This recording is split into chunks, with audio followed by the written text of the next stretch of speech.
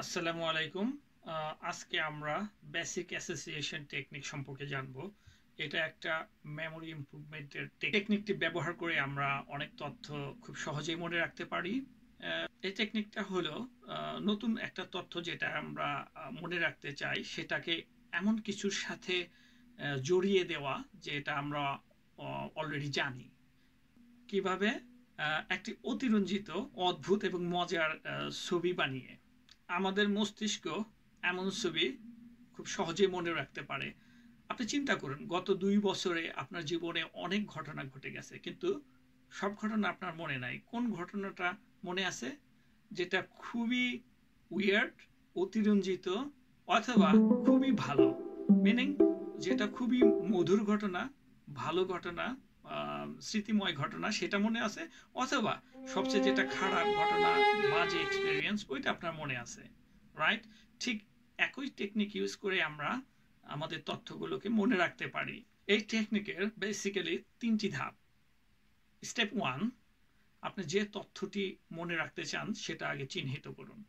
Step 2, আপনি ওই তথ্যটিকে আপনার জানা যে কোনো তথ্যের সাথে অ্যাসোসিয়েট করে একটা অতিরঞ্জিত ছবি চিন্তা করুন।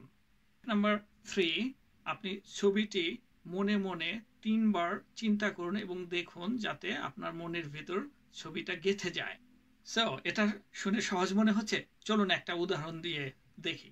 ধরুন আপনার একটি নতুন বন্ধু, তার নাম রহিম, আপনি তার নামটা মনে রাখতে চান। স্টেপ 1, এখানে তথ্য হচ্ছে রহিম। স্টেপ 2, এই তথ্যটিকে আমি আমার জানা এমন একটা কিছুর সাথে অ্যাসোসিয়েট করব এবং একটা ছবি, অতিরঞ্জিত ছবি ক্রিয়েট করব আমার মেমোরিতে, যাতে সেটা মনে রাখে।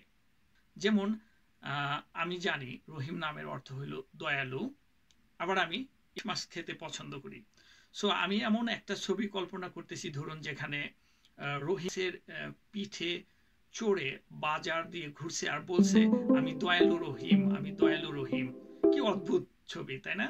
হ্যাঁ, ঠিক এই অদ্ভুত ছবি এবং অতিরঞ্জিত ছবি আমার মনে রাখতে বেশি হেল্পফুল। আপনার ছবি যত অতিরঞ্জিত এবং ফানি হবে, আপনার স্মৃতিশক্তিতে সেটা বেশি সংরক্ষিত হবে এবং আপনি তত বেশি মনে রাখতে পারবেন। স্টেপ নাম্বার 3, আমি এই ছবিটা ২ থেকে ৩ বার কল্পনা করব যাতে আমার মেমোরিতে ছবিটা স্টোর হয়। পর রহিমের সাথে যখন আবার দেখা হবে আমার, এই রুই মাছের কথাটা বা এই রুই মাছের ছবির কথাটা আমার মনে পড়বে এবং আমি রহিমের নামটা মনে রাখতে পারবো আর ভুলবো না। আরেকটা উদাহরণ, ধরুন আপনি একটা বাজারের লিস্ট নিয়ে বাজার করতে যাচ্ছেন যেখানে দুধ এবং ডিম আছে। সো আপনি কল্পনা করতে পারেন আপনার রান্নাঘরে একটা গরু দুধ ঢালছে আর একটা চিকেন ডিম পাড়ছে এবং দুইজনে পাশাপাশি গান করছে। রাইট? অদ্ভুত ছবি। যত অদ্ভুত তত ভালো, মনে রাখবেন। এখানে হাসির কিছু নেই। আর এটা আপনি তো পাবলিকলি বলতে যাবেন না, আপনি মনে মনে চিন্তা করবেন আপনার মনে রাখার জন্য। রাইট? এই টেকনিকটা কাজ করে কারণ আমাদের মস্তিষ্ক অদ্ভুত, মজার এবং আবেগের তথ্যগুলো বেশি সংরক্ষণ করতে পারে।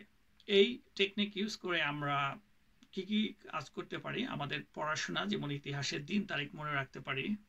তারপর দৈনন্দিন জীবনের বাজারের লিস্টটাও মনে রাখতে পারি। তারপর আমরা আমাদের কাজের ক্ষেত্রে নতুন ক্লায়েন্টদের নাম মনে রাখতে পারি। সো এই সিম্পল টেকনিকটা ইউজ করে আমরা অনেক উপকৃত হতে পারি, আমরা আমাদের মেমোরি বুস্ট করতে পারি। আপনারা যদি আরও ডিটেলস জানতে চান, আমরা ডিটেলস এই টেকনিক নিয়ে আলোচনা করতে পারি, কমেন্টে জানান। তাহলে আজকে এটাই ছিল বেসিক অ্যাসোসিয়েশন টেকনিক। আপনারা নিজেরা চেষ্টা করুন। প্রথমে হয়তো 5টা 7টা বা 10টা আইটেম দিয়ে একটা লিস্ট করুন। এই বেসিক অ্যাসোসিয়েশন টেকনিক ইউজ করে দেখুন আপনি উপকার পান কিনা, আর আপনাদের অভিজ্ঞতা কমেন্ট সেকশনে জানান। আজকে এতটুকুই। সবাই ভালো থাকবেন। আল্লাহ হাফেজ।